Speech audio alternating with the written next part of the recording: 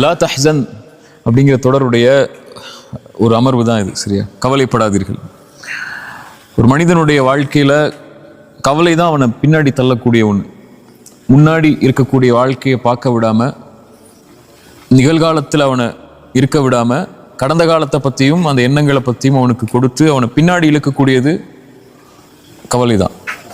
ரசூலுல்லாஹி ஸல்லல்லாஹு அலைஹி வஸல்லமுடைய ஹதீஸ்கள் அடிப்படையில் இமாம்கள் விளக்கம் சொல்லும்போது, கவலை ஷைத்தானுடைய ஒரு பெரிய ஆயுதம்.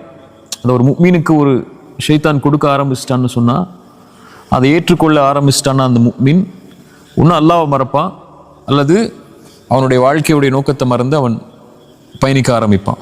அதனால தான் அல்லாஹ் ரப்புல் ஆலமீன் அலா இன்ன அவுலியா அல்லாஹ் லா ஹவுஃபுன் அலைஹிம் வலா ஹும் யஹ்ஸனூன், இறை நம்பிக்கை கொண்டவர்கள் எதற்கும் பயப்பட மாட்டார்கள், வலா யஹ்ஸனூன், கவலை கொள்ள மாட்டார்கள்.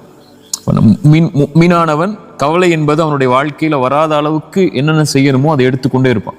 அது வராமல் இருக்காது. இயற்கையான ஒரு மனிதனுக்கு கவலைகளும் சோகமான நிகழ்வுகளும், அவன் தன்னை தனிமைப்படுத்தக்கூடிய நிகழ்வுகளோ அல்லது தன்னை தாழ்த்தி இருக்கக்கூடிய நிகழ்வுகளோ நடக்கும். ஒரு நாள் எல்லாருடைய வாழ்க்கையுமே இருட்டாகும். ஒரு நாள் எல்லாருமே கைவிடப்பட்டதா உணர்வோம். எதுக்கு இந்த வாழ்க்கைங்கிற ஒரு விரக்தி எல்லாருடைய வாழ்க்கையிலும் ஏதாவது ஒரு நாளில் ஏற்படும். அது ஷைத்தான்ட்ட இருந்து வரும், அல்லது அவனுடைய செயல்களுடைய காரணமாக கூட வரும். அந்த நேரத்தில் ஒரு முஃமின் எப்படி நடந்து கொள்ளும் தான் இறைமார்க்கம் நமக்கு அறிவுரை சொல்லி கொண்டே இருக்கும். அப்படி ஒரு விஷயம்தான் ஒரு முஃமினுடைய வாழ்க்கையில் கவலை அடையக்கூடிய செயல் அவனுக்கு ஏற்படுத்தக்கூடியதில் அவதூறுகள். ஒரு மனிதன் தான் செய்த குற்றத்தை பற்றியோ அல்லது செய்யாத குற்றத்தை பற்றியோ ஒரு மனிதர்கள் பேசும்போதோ அல்லது செய்யாத குற்றத்தை அவன் மீது அவதூறா சொல்லும் போதோ ஒரு மனிதன் கவலை அடைந்து தன்னை இறுக்கிக் கொள்கிறான். சரியா?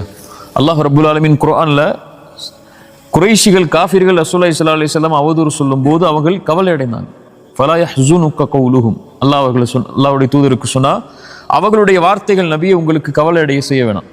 நான் அறிந்தவன் வெளிப்படையானவை, மறைமுகமானவை என்னன்னு சொல்லி நீங்க அதை குறித்து கவலை அடையாதீர்கள் சொல்லி அல்லாஹ் ரப்புல் ஆலமீன் அல்லாஹ்வுடைய தூதருக்கே அறிவுரை சொல்லும் போது, மனிதர்களாகிய நாம் அல்லது சாதாரண மனிதர்களாகிய நமக்கும் இது மாதிரி நிகழ்வுகள் நம்முடைய வாழ்க்கையில நடக்கும். சரியா? அந்த நேரத்தில் எப்படி நடந்து கொள்ளணுங்கிற விஷயத்தை குறித்து தான் இந்த சின்ன கொஞ்ச நேரம் தான்.